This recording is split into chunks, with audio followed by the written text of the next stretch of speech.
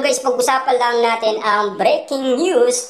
Daniel Padilla pinagkakaguluhan.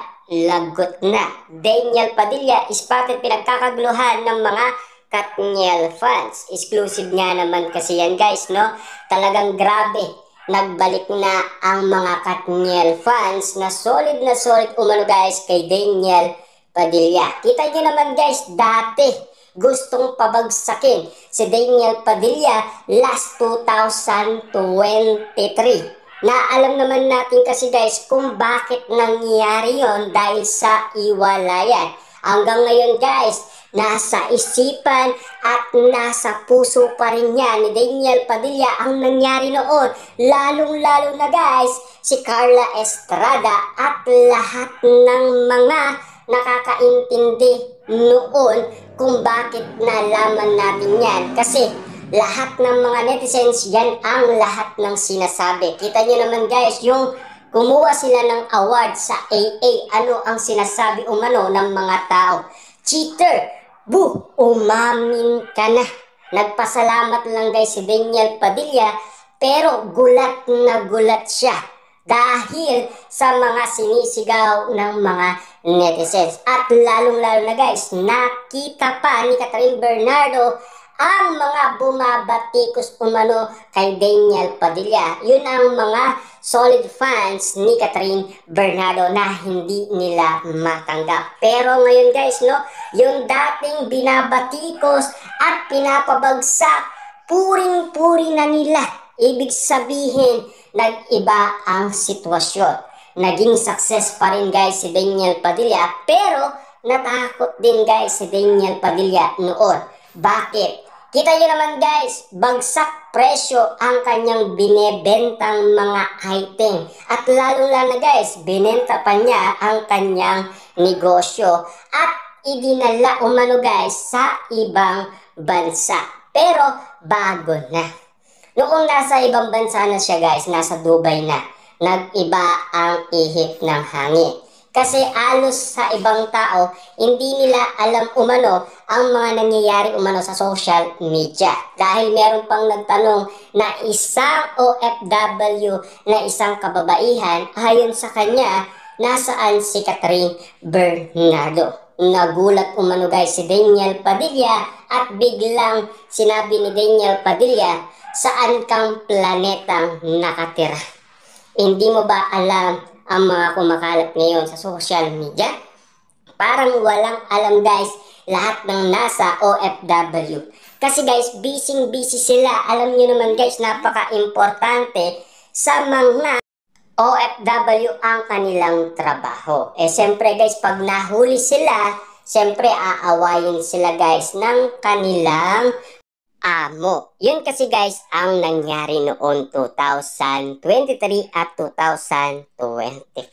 Kaya nga naman guys, si Daniel Padilla ay nagbuhayan ang kanyang dugo dahil meron pang mga fans na nagtitiwala sa kanya sa ibang bansa. At siyempre, karagdagan impormasyon guys, marami pang umahanga kay Daniel Padilla sa Boracay. Kasi pinagkaguluhan siya doon guys. Kaya luminaw ang paningin ni Daniel Padilla at pag-iisip ni Daniel Padilla dahil sa sinasabi noon ng mga tao na pabagsakin si Daniel Padilla. Pero hindi nila guys nagawa yun.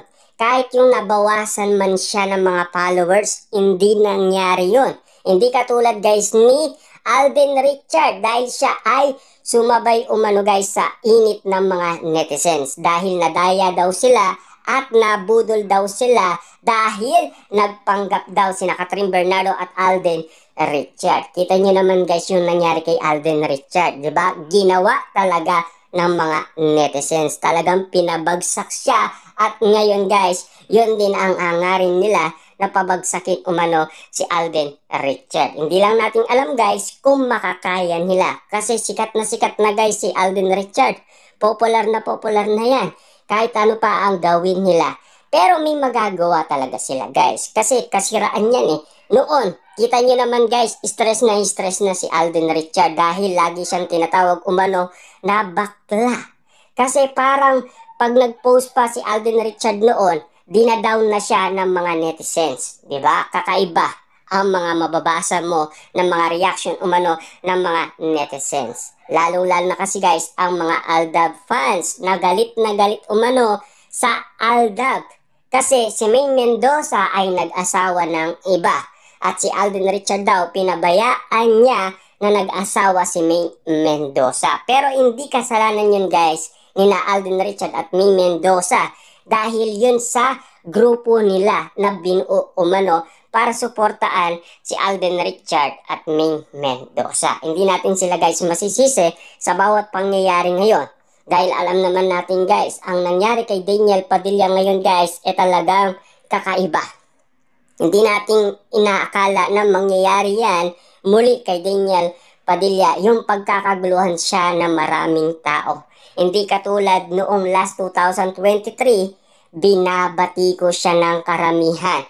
Pagbukas mo pa lang guys ng iyong Facebook account, lalong-lalo na guys sa YouTube, Twitter, at lalong-lalo na sa TikTok at Instagram. Makikita ninyo doon guys na galit lahat ng mga tao. Kaya nga naman guys, lahat ng mga pangyayari noon kina Daniel Padilla at Catherine Bernardo at Alden Richard ay alam natin. Lahat ng balita na yan guys, siyempre alam natin guys na nangyayari pa ngayon.